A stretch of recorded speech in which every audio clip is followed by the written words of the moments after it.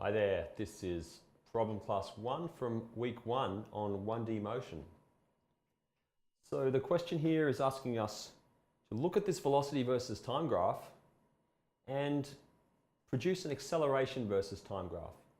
So we know from our lectures that acceleration is the rate of change of the velocity with respect to time. So basically it's the slope of the velocity versus time graph. So there's a couple of different regions you can see here. There's a slope here, region A. There's a slope here, region B. There's a slope here, region C, and this one here, which is D. So 4 different sections of the graph that have different slopes, therefore different acceleration. So if you look at A and D, the delta V delta T is equal to 0. So that's the acceleration is equal to 0 meters per second squared. We could work that out using the expression that says V2 minus V1 over T2 minus T1. That's just the change of the velocity with the change in time. But it's pretty obvious to us there that there's no change in the velocity over that time period for A and D. So our acceleration will be 0 in those regions. So you can work it out using that equation there if you like. But I'll reverse that. We can just leave it at that if you like. Otherwise you could plug values into that equation. But we are going to use that equation to find out what the slope of the graph is, therefore the acceleration is for regions B and C. So if we look at that region, so region B, this is from T equals 10 to 15 seconds. We can look at the acceleration. The acceleration, remember, is just delta V over delta T, which is equal to V2 minus V1 over T2 minus T1. Okay, we can plug some values into that now. V2, so at the end of the interval, the velocity from the graph you can see at this point is 15. So it's 15. At the start of that interval, at 10 seconds, it's 5. Okay, the time at the end of the interval was 15, and the time at the start was 10. Okay, so we get 10 over 5, which is equal to 2 meters per second squared. And you can see that's a constant value. So for us to have a linear change in our velocity, we must have a constant acceleration to do that. And it's a positive value because you can see that the slope of the graph there in region B is a positive. It's increasing as we go forward in time. Okay, so that's one part of our answer. Let's look at region D. Okay, so T, that's from 25 seconds. Sorry, region C is what we're interested in. So if I just reverse that. Region C, that's from T equals 15 through to T equals 25 seconds. In the same way as we worked out the last way, we can do this expression. Just write it out a couple of times to keep it stuck in your head. Okay, so our velocity at the end of that period is minus 5. Okay, make sure you get your signs right. Minus the initial velocity, which was 15, positive 15, divided by T2, which is 25, minus 15. Okay, so we get minus 5 minus 15. Which is minus 20, divided by 10 is minus 2 meters per second squared. This makes sense because you can see that in region B, we know we have positive 2 meters per second squared. The slope is the same in region B, but in the negative direction. So that's a realistic answer. Now make sure you check for realistic answers when you get these. Don't just trust them. So we have all the information we need now to draw our graph. So let's start with this. We've got acceleration in meters per second squared along here, and along this axis we have time in seconds. Sorry, that's a little bit wonky.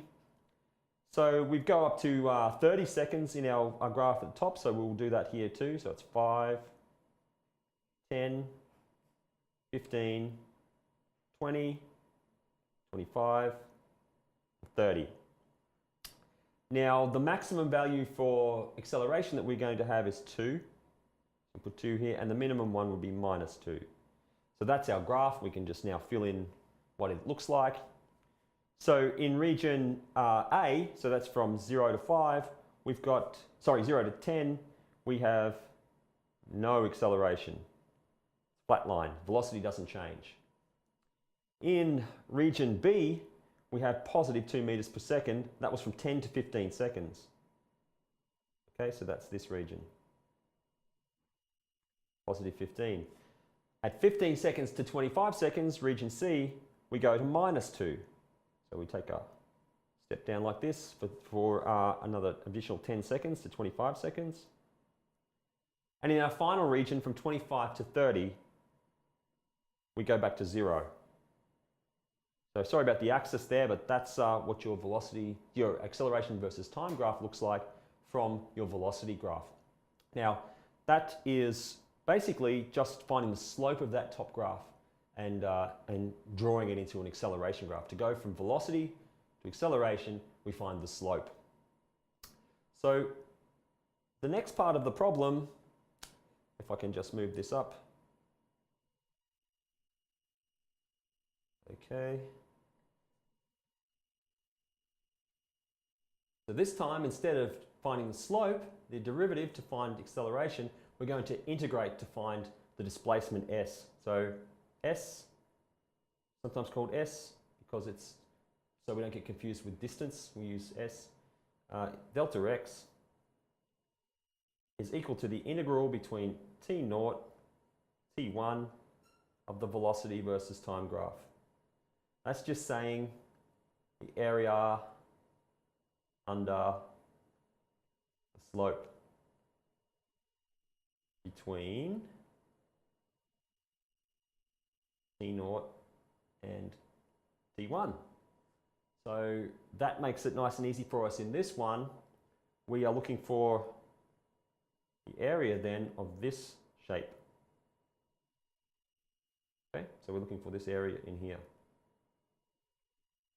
Luckily, we could do this two ways. We could find the area of a triangle and the area of a square there added together. We can just know that the area of any trapezoid, if this is B, this is A, and this is C, then the area of that guy is half B A plus C. So that's easy to work that out. Now we can say then that our displacement is equal to the area of that guy. So it's going to be half. The base is 5. So the base of that shape is 5.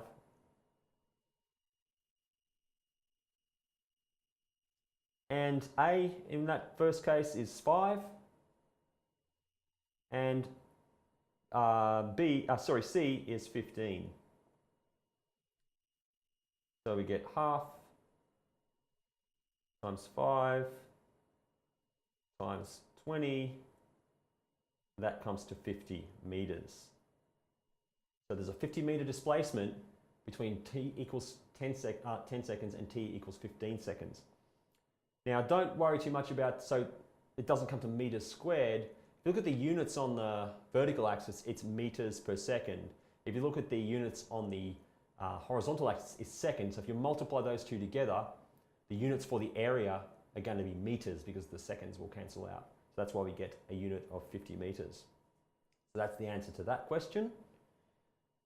I will just erase this from here now. Now, we're asked in the second part of this question here of the integration to find the displacement between t equals 20 and t equals 25 seconds.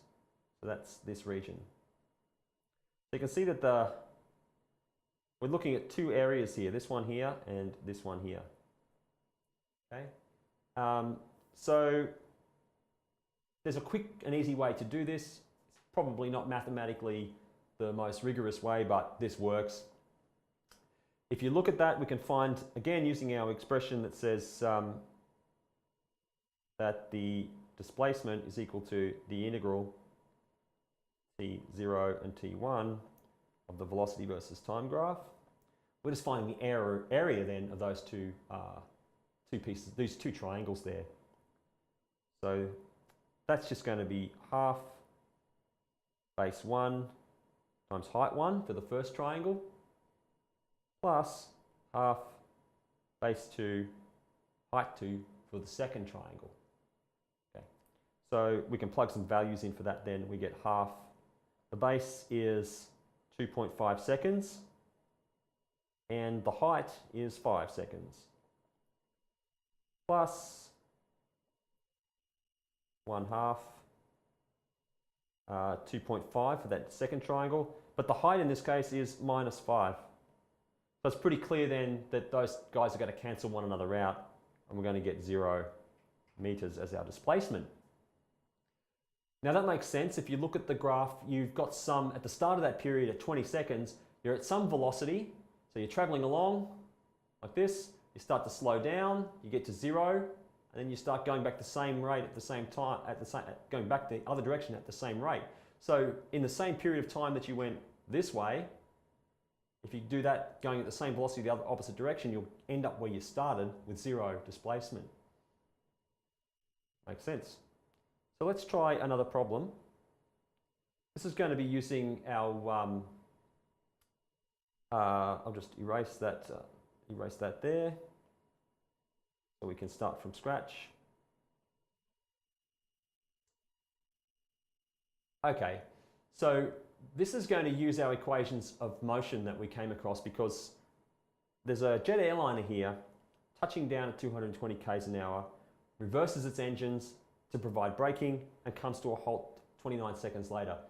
Now, I've been told by a 747 pilot that will not actually stop the 747, it'll just go off the end of the runway because you have to actually apply some braking, not just engine brakes. So sorry about the technicality, but I think he knows what he's talking about.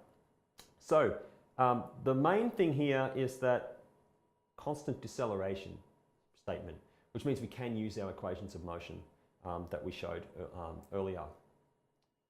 Okay, so we can have a look at this and say, well, what do we have? So we always, when we start this question, we say, what do we have? What variables do we have? Well, we can write those down. So we have our initial velocity, v0, is 220 kilometers per hour. That doesn't help us much because it's not in SI units, so we have to convert that. So there's 1,000 kilometers in 1,000 meters in a kilometer. There's 3,600 seconds in an hour. So seconds and meters are our SI units. So anytime we need to convert between kilometers per hour and meters per second, we just divide by 3.6 from that conversion. So we get 220 divided by 3.6, which is 61.1 meters per second. Meters per second will always be the smaller number. So if you know, you either multiply by 3.6 to go back the other way or divide by 3.6 to go to meters per second. So if you end up with a small number, then you've probably done the conversion correctly to meters per second. Okay, what else do we have? Well, we have the final velocity at 0 meters per second. Okay, so it might not be told to you that that is the case, but if it says come to rest, then we assume it's come to 0 meters per second. Or if it's come to the top of a parabola, then it must be 0 meters per second in the vertical direction. So it not always tell you that, but it is implied. And so you can write that down. The other thing we have is t equals 29 seconds. Great. So what do we need? Well, we need the displacement, S. Okay, delta x, same thing. So what links them? Okay, so what links them? Could be a concept, could be an equation. In this case, it's an equation. So we have an equation, one of our equations of motion that we can use because we have constant acceleration, and that is this one. S equals V naught plus V final over 2 times t. We can plug the values in. V naught, 61.1 meters per second, plus 0 for our final.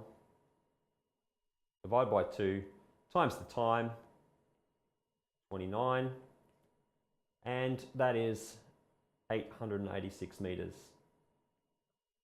Okay, so that's the smallest, shortest possible runway that we could get away with to land the plane. So if you've ever landed in Lukla Airport, that's pretty much what the minimum possible is. Okay, so we have one more problem to try, and this one is again using our equations of motion, because we have this rocket. It's launching from the ground at y equals 0 in position A. It accelerates vertically upwards with a constant velocity, constant acceleration, sorry, of 4.6 meters per second squared. And it passes through a band of clouds that are 5.3 kilometers thick. And those clouds start at 1.9 kilometers. So how long is it in those clouds? So we have a problem here. We're dealing with data that involve 3 spatial locations, so A, B, and C. But each one of a single equation of motion, a constant motion acceleration equation, can only deal with 2 spatial positions, final and initial. So we have to use a combination of equations, or we have to use it twice. So we can't really solve this with just one nice equation. So we're going to have to use 2 applications of the constant acceleration equation. There's a couple of different ways you can solve this problem. You could take the case where you start from here. See, we don't have the velocity at this point here at the interface. So we don't actually have it. So we could evolve the motion here from A to B, find out what the velocity is there, make that the initial velocity for this, for the transition through here, and we could work out the thickness of the clouds, the time it's in the clouds that way. A bit cumbersome, but you could do it that way. Probably a better way is to figure out the time it takes to go from here to here. We'll call that TAB. And then work out the time it takes to go from here to here. And we'll call that TAC. And we should be able to subtract the 2, subtract one from the other to get TBC, okay, which is the time that it takes to get through the cloud. So that's the approach that I will take, because I think that's the one that's a bit more intuitive to me. But you can have your own problem-solving strategies. Because there are multiple equations to use, multiple ways to come to the same answer. I don't mind if you use a different manner. So let's look at the region TAB. So we're looking for the motion through there.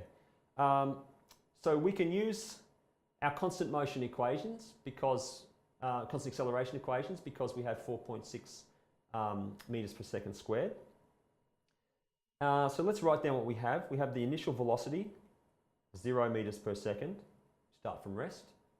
We have the acceleration, 4.6 meters per second squared. And we have the distance, delta x, or sorry, not the distance, the displacement. And that's 1,900 meters. Okay. And we're looking for the time. t equals question mark, so TAB. So that's what we're looking for. So we have a look at those things that we have. We have initial velocity, we have acceleration, we have s, displacement, and we have time. So we have a look at our equations and see which one fits. So the one that fits then, one that links them together is s or delta x. Let's call it delta x. You can use s if you like, delta x. You can use whatever you like, in fact, as long as you know what the symbol means. Equals v naught t plus half at squared. Okay, this is nice because that bit disappears because v naught is 0.